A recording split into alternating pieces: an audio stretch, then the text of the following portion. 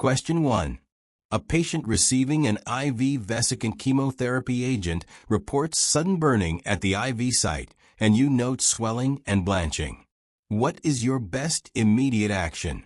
A. Stop the infusion. Leave the IV catheter in place. Aspirate drug from the catheter and notify the provider. B. Remove the IV catheter immediately and apply a warm compress to the site. C. Continue the infusion at a slower rate and reassess in 15 minutes. D. Elevate the limb and apply a cold compress without changing the infusion. Answer. A. Stop the infusion. Leave the IV catheter in place. Aspirate drug from the catheter and notify the provider. Rationale. This is likely extravasation of a vesicant.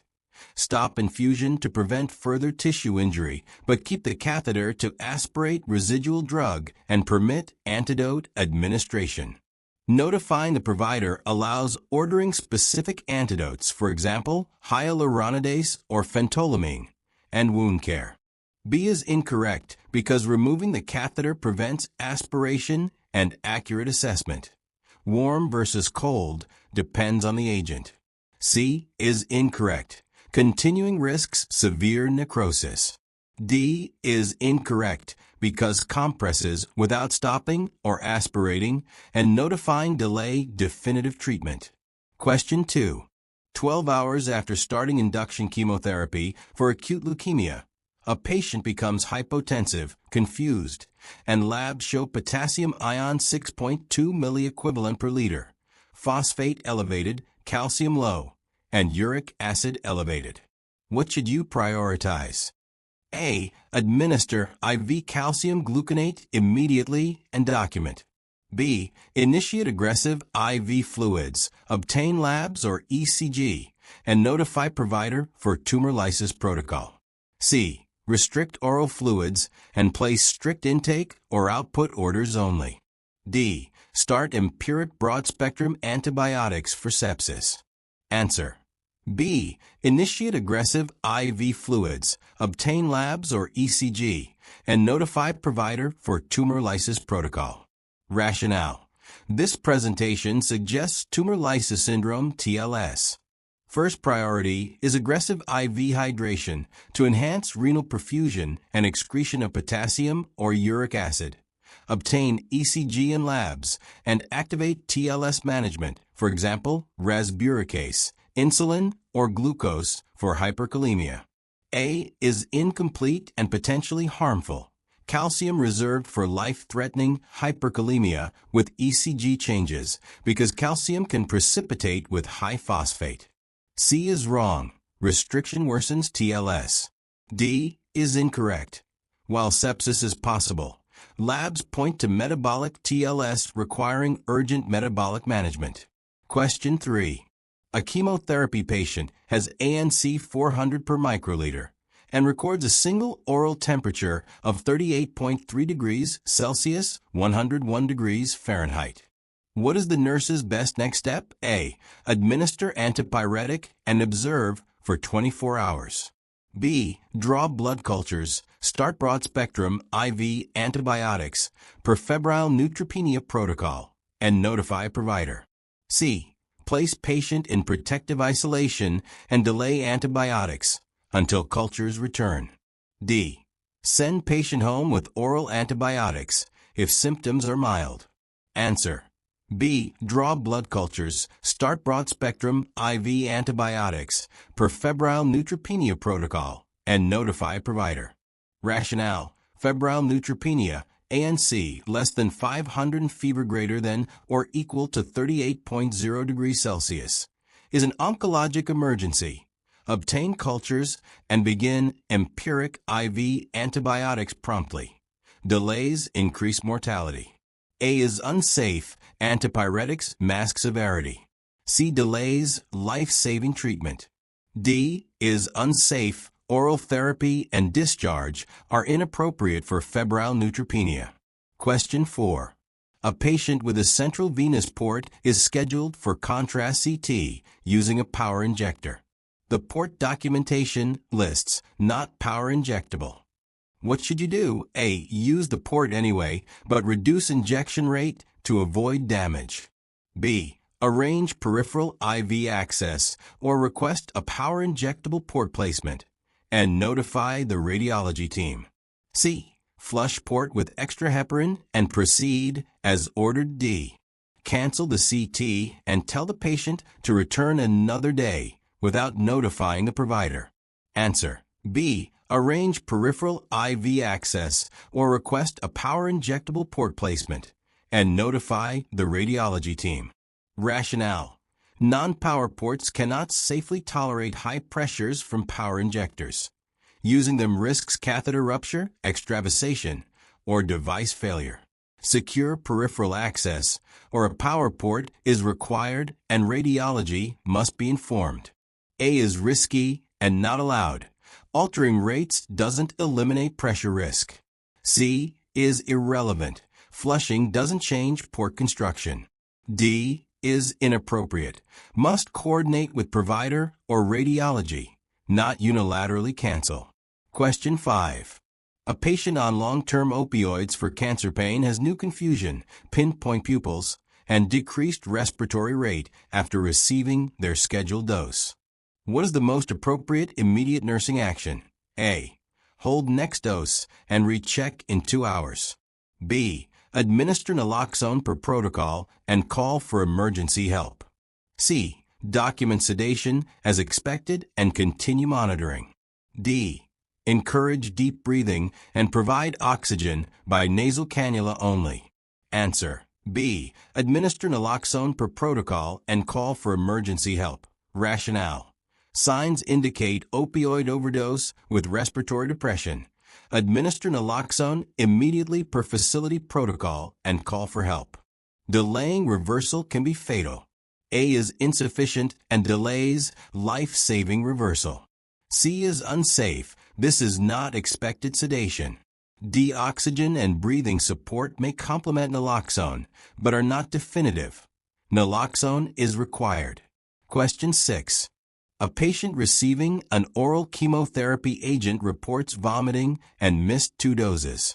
Home instruction emphasized taking drug on an empty stomach. Which action is most appropriate? A. Instruct the patient to take the 2 missed doses now with food. B. Contact the provider for guidance. Hold doses until provider gives specific instruction. C. Tell the patient to double the next dose to make up for missed doses. D. Document non-compliance and continue scheduled administration. Answer. B. Contact the provider for guidance. Hold doses until provider gives specific instruction. Rationale. Oral chemodosing and missed dose management vary by agent and toxicity. Nurse should contact provider or pharmacist for specific instructions to avoid overdosing or increased toxicity.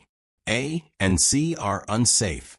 Taking missed doses inappropriately or doubling can increase toxicity. D ignores patient safety and fails to address potential treatment efficacy. Question 7. A patient on external beam radiation complains of severe new onset dyspnea and facial swelling after radiotherapy to the chest. Which action should the nurse take first? A.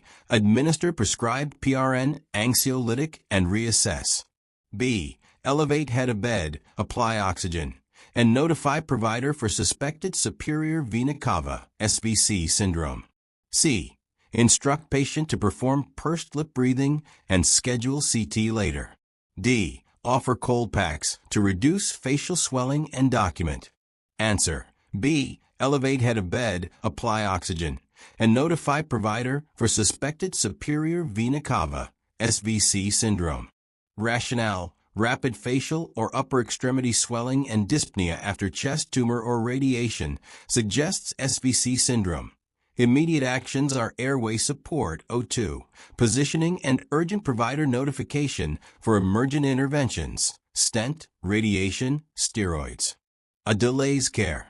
C delays diagnosis. CT may be needed, but not later, without urgent stabilization. D is ineffective and delays necessary urgent treatment. Question 8. A patient with neutropenia needs a dressing change on a central line exit site. Which is the most important infection prevention step? A. Don clean gloves and proceed. B. Perform hand hygiene, don sterile gloves and mask, and use aseptic technique. C. Use only alcohol-based hand rub immediately before touching the site. D. Ask the patient to wear a gown and proceed without hand hygiene. Answer. B. Perform hand hygiene, don sterile gloves and mask, and use aseptic technique. Rationale. For central line care, especially in neutropenic patients, strict aseptic technique, hand hygiene plus sterile gloves or mask as per policy, prevents bloodstream infections. A is insufficient. C is incomplete. Alcohol hand rub is part of hand hygiene, but does not replace sterile technique. D is unsafe and violates infection control. Question 9. A chemotherapy patient reports new onset unilateral leg swelling and calf pain after prolonged travel. Vital signs stable. What is your priority action? A. Apply warm compress and ambulate to reduce edema.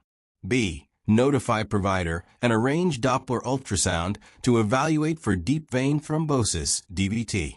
C. Start anticoagulation immediately without diagnostic testing. D. Encourage increased oral fluids and observe. Answer. B. Notify provider and arrange Doppler ultrasound to evaluate for deep vein thrombosis, DVT. Rationale. Cancer patients have elevated thrombotic risk. Unilateral swelling and calf pain require prompt diagnostic evaluation for DVT. Timely diagnosis guides anticoagulation. A and D are inappropriate and delay diagnosis. C is risky. Anticoagulation usually requires confirmation and provider order, except in life-threatening situations. Bleeding risk must be weighed in oncology patients. Question 10. A newly placed chest port door-to-needle flush shows blood return that is sluggish with patient reporting increased shoulder pain. Which is the most appropriate initial nursing action? A. Apply moist heat to the chest and continue using the port. B. Stop using the port, assess for mechanical problems, for example, catheter kinking. Verify placement with chest X-ray per protocol, and notify provider. C. Push vigorously on the catheter to restore patency. D. Remove the port immediately at bedside. Answer. B. Stop using the port, assess for mechanical problems, for example, catheter kinking. Verify placement with chest X-ray per protocol, and notify provider. Rationale. Sluggish blood return and pain suggest catheter malposition, thrombosis, or migration. Stop use to prevent complications, assess, and confirm placement or imaging per protocol. A is not corrective. C is unsafe. Forceful flushing risks embolism or catheter damage. D cannot be done at bedside without surgical or IR involvement. Removal requires provider order and sterile procedure. Question 11. A patient with mucositis after high-dose chemo refuses oral care due to pain, increasing risk for infection. Which action best balances comfort and infection prevention? A. Allow the patient to skip mouth care until pain subsides. B. Offer frequent, gentle oral care with prescribed topical anesthetic or rinse and continue neutropenic precautions. C. Use vigorous toothbrush scrubbing to reduce bacterial colonization. D. Start prophylactic systemic antibiotics instead of oral care. Answer. B. Offer frequent, gentle oral care with prescribed topical anesthetic or rinse and continue neutropenic precautions. Rationale. Mucositis raises infection risk. Gentle oral care with topical analgesia maintains mucosal integrity and reduces infection risk. A. Increases risk. C is harmful. Vigorous scrubbing can cause bleeding and new portals for infection. D is inappropriate. Systemic antibiotics are not a substitute for oral hygiene and have risks. Question 12. A patient on irinotecan reports severe diarrhea and dizziness 2 days after infusion. Which immediate nursing action is most appropriate? A. Encourage oral fluids and send home with antidiarrheal PRN. B. Assess vital signs, orthostatic changes, and initiate IV fluids per provider for dehydration. Notify provider. C. Administer laxatives to clear GI tract. D. Document as expected side effect and schedule next dose sooner. Answer. B. Assess vital signs, orthostatic changes, and initiate IV fluids per provider for dehydration. Notify provider. Rationale. Irinotecan can cause severe diarrhea leading to dehydration and hypotension. Assess for hemodynamic instability and provide IV fluids and provider notification for urgent management. A may be inadequate for severe diarrhea. C is contraindicated. Laxatives worsen diarrhea. D is unsafe and nonsensical. Question 13. During chemotherapy preparation, a nurse discovers a 20% higher dose than prescribed has been programmed on the infusion pump, but not yet started. What is the correct immediate action? A. Start the infusion slowly and monitor for adverse effects. B. Do not start. Verify order. Quarantine the prepared dose, notify pharmacist and provider, and follow medication error protocol. C. Reprogram the pump to the correct dose without documentation. D. Administer half the infusion to approximate correct dose. Answer. B. Do not start. Verify order. Quarantine the prepared dose, notify pharmacist and provider, and follow medication error protocol. Rationale. A discovered dosing discrepancy is a potential medication error. Do not start the infusion. Verify orders. Hold the medication. Notify pharmacy/provider, and follow institutional reporting and safety protocols to prevent patient harm. A, C, and D are unsafe, circumvent checks, and risk overdose or legal or ethical violations. Question 14. A hospitalized oncology patient on oral bisphosphonate has poor renal function, creatinine elevated. Which safety consideration is most important before administering the next dose? A. Proceed with dose because oral bisphosphonates are safe in renal impairment. B. Verify current renal function with a provider and pharmacy before dosing. Hold or adjust dose as indicated. C. Double the dose to compensate for decreased efficacy. D. Stop all cancer medications permanently. Answer. B. Verify current renal function with the provider and pharmacy before dosing. Hold or adjust dose as indicated. Rationale. Many oncology medications require renal dosing adjustments. Bisphosphonates can be contraindicated or require dose modifications in renal impairment. Verify labs and consult provider or pharmacy. A is unsafe. C and D are inappropriate extreme actions without clinical rationale. Question 15. A patient receiving home infusion of a vesicant reports redness and tightness around central line insertion site, but the dressing looks intact. What should the nurse instruct the home health nurse to do first? A. Remove dressing immediately and restart dressing at new site. B. Assess for signs of infection or extravasation. Check for blood return. Stop infusion if any concern, and notify the provider. C. Increase infusion rate to flush the area. D. Apply topical steroid cream and continue infusion. Answer. B. Assess for signs of infection or extravasation. Check for blood return. Stop infusion if any concern, and notify the provider. Rationale. Redness and tightness may signal infection, phlebitis, or catheter complications. Assess. Check patency blood return, and stop infusion if problem suspected. Then notify provider. A removes dressing before assessment. C and D are unsafe and may worsen outcomes. Question 16. A patient scheduled for first cycle of methotrexate shows BUN and creatinine rising and urine output dropping. Leucovorin rescue is ordered after chemotherapy. What is the safest nursing action regarding methotrexate administration? A. Administer methotrexate as ordered and then call provider about labs. B. Hold methotrexate, notify provider urgently about renal impairment, and verify timing or dose of leucovorin rescue and hydration needs. C. Reduce methotrexate dose by half and proceed. D.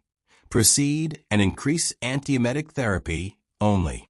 Answer. B. Hold methotrexate, notify provider urgently about renal impairment, and verify timing or dose of leucovorin rescue and hydration needs. Rationale. Methotrexate is renally excreted. Renal impairment increases toxicity risk. Hold chemo until provider reassesses and ensures adequate leucovorin rescue and hydration. Are risks severe toxicity? C and D are unsafe without provider or pharmacy guidance. Question 17. A hospitalized oncology patient with a platelet count of 22,000 per microliter needs a central line dressing change. Which is the best nursing approach? A. Proceed with dressing change using routine technique immediately. B. Consult provider about platelet transfusion before invasive dressing change and use gentle sterile technique to minimize bleeding. C. Delay dressing change indefinitely to avoid bleeding. D. Use a razor to shave area for better dressing adherence. Answer. B. Consult provider about platelet transfusion before invasive dressing change and use gentle sterile technique to minimize bleeding. Rationale. Severe thrombocytopenia increases bleeding risk. Consult provider for platelet transfusion to safely perform invasive procedures and use gentle sterile technique. Are risks bleeding? C. Risks infection from prolonged dressing, so inappropriate. D is contraindicated. Razor causes bleeding. Question 18. A patient who will receive handling of cytotoxic waste at home asks how to dispose of used sharps and contaminated dressings. What is the safest answer? A. Put everything in regular household trash once wrapped. B. Use approved sharps containers and follow facility or home health instructions for hazardous waste pickup or return. Avoid flushing dressings down toilet. C. Burn contaminated dressings in the backyard to destroy agents. D. Rinse dressings and discard down sink. Answer. B. Use approved sharps containers and follow facility or home health instructions for hazardous waste pickup or return. Avoid flushing dressings down toilet. Rationale. Cytotoxic waste must be disposed via approved containers and institutional or home health hazardous waste protocols to protect household and community. A, C, and D are unsafe and illegal in many jurisdictions. Question 19. A nurse witnesses a coworker fail to verify two patient identifiers before administering an IV chemo bolus, and then documents the administration. What is the appropriate nursing response? A. Confront coworker aggressively and remove them from duty. B. Follow facility incident reporting and medication error policies. Assess patient for harm, notify provider, document factual findings, and complete a report. C. Ignore it because the patient appears fine. D. Take over and finish documentation to protect the coworker. Answer. B. Follow facility incident reporting and medication error policies. Assess patient for harm, notify provider, document factual findings, and complete a report. Rationale. Failure to verify identifiers is a medication safety breach. Protect patient safety first, assess, notify, then follow reporting protocols for learning or prevention. A is unprofessional and may escalate. C and D conceal errors and endanger patients and violate policy or ethics. Question 20. A patient with advanced cancer requests assisted suicide information. Institutional policy prohibits it. What is the nurse's best approach? A. Refuse to discuss and tell the patient it's illegal everywhere. B. Acknowledge patient distress, assess for symptoms, pain, depression, involve palliative care or ethics, provide support, and discuss legally available options for symptom management. C. Provide detailed instructions for assisted suicide to respect autonomy. D. Ignore the request and change the subject. Answer. B. Acknowledge patient distress, assess for symptoms, pain, depression, involve palliative care or ethics, provide support and discuss legally available options for symptom management. Rationale. Even when legal/ethical options are limited, nurses must respond compassionately, assess unmet needs, involve palliative care and mental health, and explore symptom control and psychosocial supports. A is dismissive and inaccurate. C is illegal or unethical in restricted settings. D ignores suffering. Question 21. A neutropenic client receiving induction chemotherapy reports a new temperature of 38.3 degrees Celsius, 101 degrees Fahrenheit, and rigors. What is the nurse's priority action? A. Administer acetaminophen as prescribed. B. Obtain blood cultures immediately. C. Notify housekeeping to deep clean the room. D. Increase oral fluid intake. Answer. B. Obtain blood cultures immediately. Rationale. Neutropenic fever equals oncologic emergency. Cultures must be obtained before antibiotics. Acetaminophen A. Masks fever. Housekeeping C. Irrelevant. Fluids D. Supportive only. Question 22. A client with tumor lysis syndrome shows a potassium level of 6.8 milliequivalent per liter. What should the nurse prepare to administer first? A. IV insulin with dextrose. B. 0.9% normal saline bolus. C. Oral sodium polystyrene. D. Furosemide IV. Answer. A. IV insulin with dextrose. Rationale. Hyperkalemia requires immediate potassium shift, insulin plus dextrose. Fluids, B. Supportive.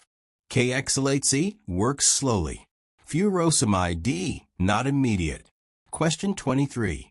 A client receiving cisplatin suddenly reports tinnitus and decreased hearing. What is the nurse's priority? A. Document the finding. B. Stop the infusion and notify provider. C. Provide eardrops. D. Encourage hydration. Answer. B. Stop the infusion and notify provider. Rationale. Ototoxicity requires immediate cessation of cisplatin. Documentation A. Insufficient. Eardrops C. Ineffective. Hydration D. Prevents nephrotoxicity, not ototoxicity. Question 24. A client with metastatic breast cancer on IV opioids becomes difficult to arouse with RR6 per minute. What is the first action? A. Administer naloxone. B. Reduce next opioid dose. C. Apply oxygen by nasal cannula. D. Call a rapid response. Answer. A. Administer naloxone. Rationale. Naloxone immediately reverses opioid-induced respiratory depression. Reducing future dose B. Won't fix current crisis. Oxygen C. Insufficient alone. Rapid response D. Follows naloxone. Question 25. A client receiving radiation to the neck has new difficulty swallowing and thick secretions. What should the nurse do first? A. Hold all oral medications. B. Assess for airway patency. C. Provide oral suctioning. D. Offer thickened fluids. Answer. B. Assess for airway patency. Rationale. Neck radiation risks airway obstruction. Airway assessment first. Holding meds A. Secondary. Suctioning C. Done after ensuring airway. Thickened fluids D. Unsafe during airway compromise. Question 26. A client receiving high-dose methotrexate has a level above therapeutic range. What is the priority intervention? A. Increase oral folic acid. B. Administer leucovorin rescue. C. Increase protein intake. D. Administer antiemetic. Answer: B. Administer leucovorin rescue. Rationale: leucovorin reverses methotrexate toxicity. Folic acid: A. Insufficient. Diet: C. Irrelevant. Antiemetic: D. Only treat symptoms. Question 27. A client on immunotherapy, checkpoint inhibitor, develops sudden severe diarrhea and abdominal pain. What does the nurse suspect? A. Infectious colitis. B. Immune-mediated colitis. C. Chemotherapy-induced nausea. D. Food poisoning. Answer: B. Immune-mediated colitis. Rationale: immune checkpoint inhibitors commonly cause autoimmune colitis. Infection: A. Must be ruled out, but triad fits immune toxicity. Question 28. A client receiving vesicant chemotherapy via peripheral IV reports burning at the site. What is the first action? A. Slow the infusion. B. Apply warm compress. C. Stop the infusion immediately. D. Flush the line with saline. Answer: C. Stop the infusion immediately. Rationale: burning equals extravasation. Stopping infusion prevents tissue necrosis. Slowing: A. Worsens. Warm compress: B. Can worsen some extravasations. Flushing: D. Spreads vesicant. Question 29. A client with SVC syndrome has increasing facial edema and dyspnea. What is the priority action? A. Elevate HOB. B. Administer diuretics. C. Restrict fluids. D. Apply cool compresses. Answer: A. Elevate HOB. Rationale: elevating HOB improves venous return. Diuretics: B. Ineffective in obstruction. Fluids: C. Irrelevant. Compresses: D. Do nothing. Question 30.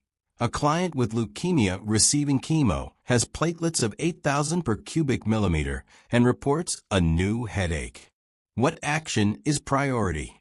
A. Give acetaminophen. B. Notify provider immediately. C. Dim lights for comfort. D. Offer oral hydration. Answer: B. Notify provider immediately. Rationale: headache plus severe thrombocytopenia equals possible intracranial hemorrhage. Immediate provider notification required. Question 31. A client receiving doxorubicin shows new shortness of breath and S3 heart sound. What should the nurse prepare for? A. Administer diuretics. B. Obtain an echocardiogram. C. Start oxygen therapy. D. Increase fluids. Answer: B. Obtain an echocardiogram. Rationale: doxorubicin cardiomyopathy. Echo confirms EF. Diuretics: A. Are supportive, not diagnostic. Fluids: D. Harmful. Question 32. A client on chemotherapy develops white patches in the mouth and pain when swallowing. What is the best intervention? A. Brush teeth vigorously. B. Obtain antifungal medication. C. Increase acidic fluids. D. Provide chlorhexidine mouth rinse. Answer: B. Obtain antifungal medication. Rationale: oral thrush requires antifungals. Brushing vigorously: A. Worsens mucositis. Acidic fluids: C. Irritate mucosa.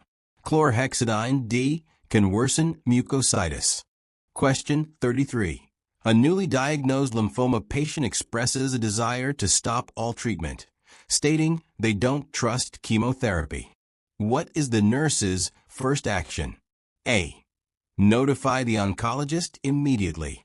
B. Explore the client's feelings and concerns. C. Provide printed education materials. D. Encourage family involvement. Answer: B. Explore the client's feelings and concerns. Rationale: therapeutic communication is priority. Provider notification, A, comes later. Question 34. A client receiving monoclonal antibodies develops itching, wheezing, and hypotension. What is the priority action? A, stop the infusion. B, apply cool compress. C, monitor vitals every 30 minutes. D, restart infusion at slow rate. Answer: A, stop the infusion. Rationale: symptoms indicate anaphylaxis. Stop immediately. Restarting D is dangerous. Monitoring C delays action. Question 35. A client post-bone marrow transplant reports a rash on palms or soles, jaundice, and watery diarrhea. What is the nurse suspect? A, infection. B, graft versus host disease. C, sepsis. D, medication allergy. Answer: B, graft versus host disease. Rationale: rash plus liver dysfunction plus diarrhea equals GVHD. Infection: A, not typically presents with all three. Question 36. A client with pancytopenia reports shortness of breath and has hemoglobin 5.8 gram per deciliter. What should the nurse do first? A, prepare for blood transfusion. B, increase oral iron intake. C, encourage deep breathing. D, administer erythropoietin. Answer: A, prepare for blood transfusion. Rationale: severe anemia requires immediate transfusion. Iron B and erythropoietin D take days. Question 37. A client on chemotherapy has ANC 200 and family wants to bring fresh fruit and flowers. What should the nurse do? A, allow both with hand hygiene. B, allow fruit but not flowers. C, prohibit both immediately. D, allow flowers but not fruit. Answer: C, prohibit both immediately. Rationale: ANC less than 500 equals severe neutropenia, no fresh produce or flowers. Question 38. A client receiving high-dose steroids for brain metastases reports blood glucose of 410 milligrams per deciliter. What is the priority? A, administer sliding scale insulin. B, restrict carbohydrates. C, increase physical activity. D, recheck glucose in 2 hours. Answer: A, administer sliding scale insulin. Rationale: severe steroid-induced hyperglycemia requires immediate insulin. Diet or exercise changes B, C are long-term. Question 39. A client with suspected spinal cord compression reports new urinary retention and leg weakness. What is the first action? A, obtain a bladder scan. B, prepare for MRI. C, administer high-dose corticosteroids. D, apply warm compresses. Answer: C, administer high-dose corticosteroids. Rationale: steroids reduce edema and prevent paralysis. MRI B follows. Bladder scan A, delays emergency management. Question 40. A client with advanced cancer expresses hopelessness and states, "I don't want to live anymore." What is the nurse's best response? A, tell them to stay positive. B, ask directly if they are thinking of self-harm. C, encourage family involvement. D, offer to call chaplain. Answer: B, ask directly if they are thinking of self-harm. Rationale: direct suicide assessment is therapeutic and required. Stay positive. A, dismisses concerns. If you found this video helpful, don't forget to like, subscribe, and share with your fellow nursing students. Hit the bell icon so you never miss an update. See you in the next one. Happy studying.